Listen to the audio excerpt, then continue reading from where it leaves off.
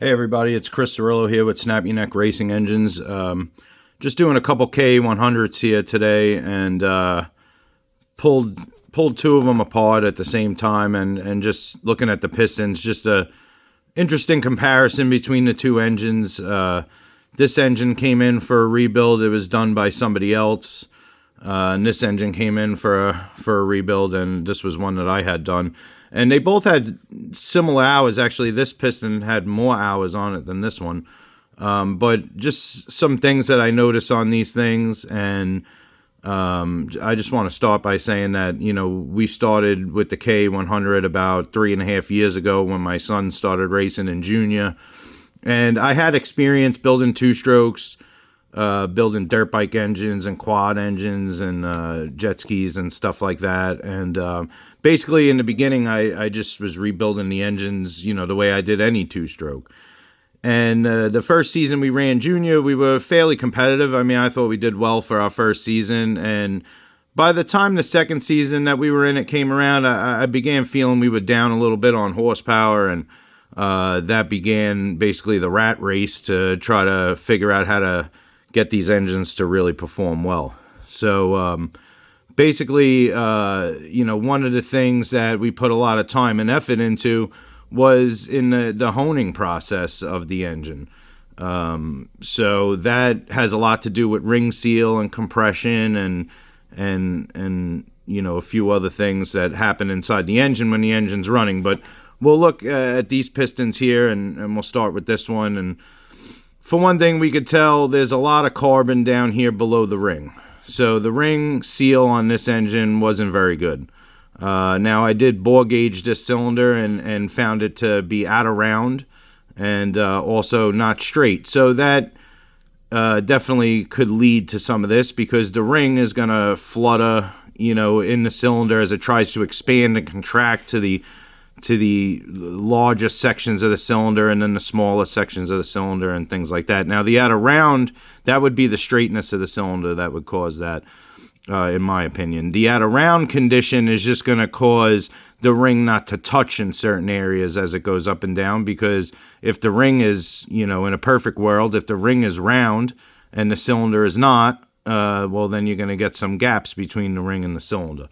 Now, nothing's ever perfect as far as with rings and stuff, and that's where the braking procedure helps to remedy some of that, to get the ring to seat to the cylinder. And what that means is that ring's going to contact the cylinder all the way around.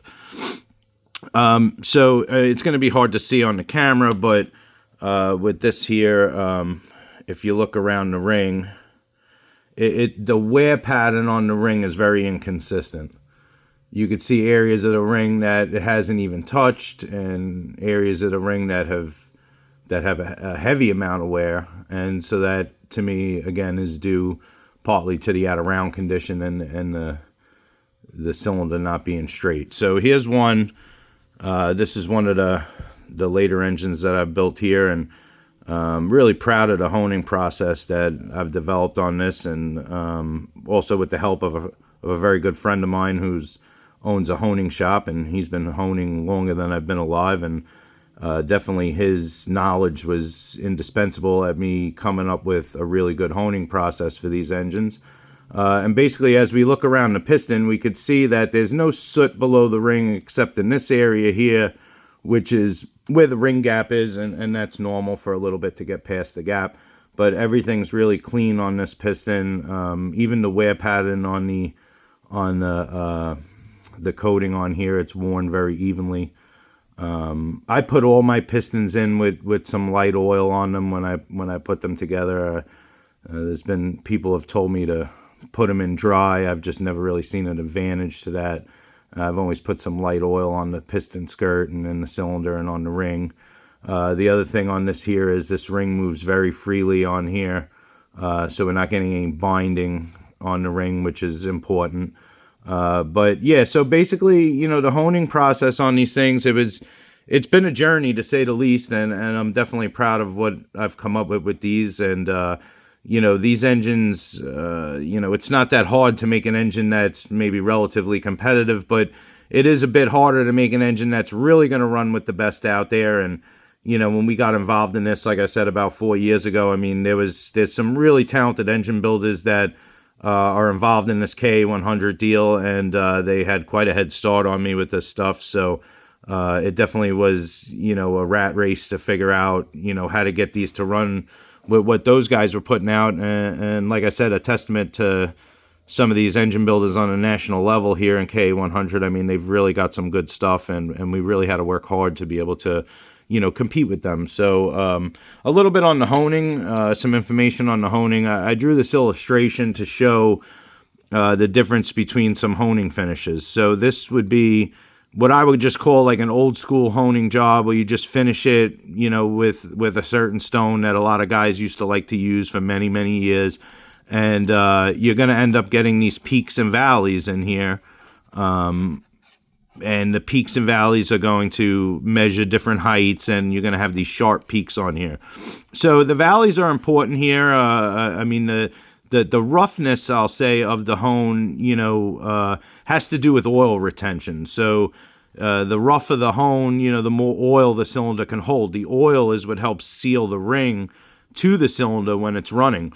So, the drawback to something like this here is that, like I said, these peaks are kind of reaching different heights, and that could cause, the ring to do some funny things like flutter, and also just cause a lot of friction in the cylinder. So, in I don't know, maybe the last 20 years, maybe longer now, but guys have been doing what's called plateau honing. So basically, you're going to have, start out with a rougher stone, and you're going to have your nice deep valleys and your high peaks, but then you're going to go over with another type of stone, a finer stone, but it's also, the bond comes into play, the type of material the stone's made out of, the hardness of the stone.